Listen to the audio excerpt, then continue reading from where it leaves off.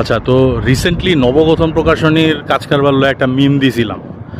তো এটা আমার জন্য নতুন কিছু না, আমি এর আগেও চিরকুটের পচায় মিম দিছিলাম, বাট চিরকুটটা স্পোর্টিংলি নিছিল। বাট নবগঠন দেখলাম যে জিনিসটা স্পোর্টিংলি নেয় নাই, উল্টা আমার পেজ থেকে ব্লক করে দিছে। বাংলা বাজারে যখন যাইতাম তখন নবগঠন প্রকাশনীতে গেছি আমি মাঝে মধ্যে, সামনে দিয়ে আসা যাওয়া করতাম, মাঝে মধ্যে ঢুকছি দেখছি। তো ওখানের ম্যানেজার যারা ছিল এরা ভালো ব্যবহারই করতো আমার সাথে, কিন্তু আমি জানি না যে সোশ্যাল মিডিয়ার ইনচার্জ কারে রাখছে। নিশ্চয়ই এর লেখিকা আর ফ্যানরা যা বিচার দিছে, বিচার দেওয়ার পরে ব্লক করে দিছে। দ্যাটস ফাইন, আমার এতে কিছুই যায় আসে না, কারণ নবগঠনের কোনো বই আমি আজ পর্যন্ত রিভিউ করি নাই, করবো না। নবগঠনের পেজ আমি কোনো ফলোও করি নাই। কিন্তু ব্যাপারে যে কালচারটা তৈরি করছে, এই কালচারটা খুব খারাপ ভাই, এবং এটা ভালো কিছু বই আনবে না, সাহিত্যের জন্যও না, ইন্ডাস্ট্রির জন্যও না। মানে যারাই ফেসবুকে একটু টুকটাক লিখতেছে টাইপ করা, এদের বই ছাপায় ফেলতেছেন কোনো রকম মান যাচাই না করা। আর রিসেন্টলি তো কপি বই ছাপায় ফেলছেন, হ্যাঁ পরে ব্যান করছেন, বাট এটা আপনারা তো ভেরিফাই করে নেওয়া উচিত ছিল, রাইট? জেনে নেওয়া উচিত ছিল।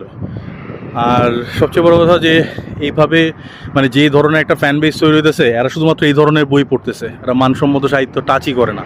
কারণ এই জিনিসগুলো সহজ পাচ্ছ, ইজিলি প্যালেটেবল, সহজে পড়া যায়।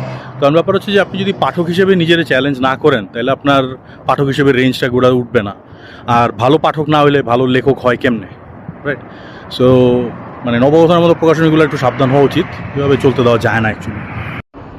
তো অনেকে বলতে পারেন যে ভাই শুধু নবগঠনের কথা কী জন্য, আর অনেক প্রকাশনী তো আছে যারা এরকম এই ধরনের রোমান্টিক বই ছাপে, ঠিক আছে। বাট আপনি যদি টোটাল বিবলিওগ্রাফির যদি আপনি পার্সেন্টেজ হিসাব করেন, তাহলে দেখবেন যে নবগঠনের 95 থেকে 99% এই ধরনের গার্বেজ বই।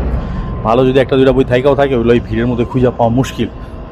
অনেকে অন্য ধারার কথা বলছেন, ঠিক আছে, অন্য ধারার একদিকে যেমন তৃতা আনিকা, ইলমা বেরোজ আছে, আবার আরেকদিকে রবিন জামান খান, শরীফুল হাসান ভাই, মরনুল ইসলাম ভাই, এনাদের বইও আছে। তো ব্যালেন্স করে নেয়। আরও দু একটা প্রকাশনী দেখছি এরকম লাইন আপ আস্তে আস্তে ইন্ট্রোডিউস করার চেষ্টা করতেছে। এখন দেখতেছি যে নবগঠন প্রফিট করতেছে, তো এই জন্য তারাও হয়তো বা মানে দেখা জিনিসটা ফলো করার চেষ্টা করতেছে। তো এটা বাজে একটা ট্রেন্ড সৃষ্টি করতেছে। তো এটা জানি না কেমনে স্টপ করা যায়, স্টপ করার কোনো ওয়ে তো চোখে পড়তেছে না, বা অ্যাটলিস্ট সচেতন পাঠকদের এগুলো এড়ায় চলা উচিত, আই গেস। তো নবগঠন কোথা দেয়া যত ইচ্ছা বই বাই করুক, যেটা আমার সামনে গার্বেজ পড়বো বা যেটা আমার সামনে বাজে বই পড়বো, ওটা আমি ট্রোল করবই, ওটা কেউ আমার আটকে পারবে না। That's a promise.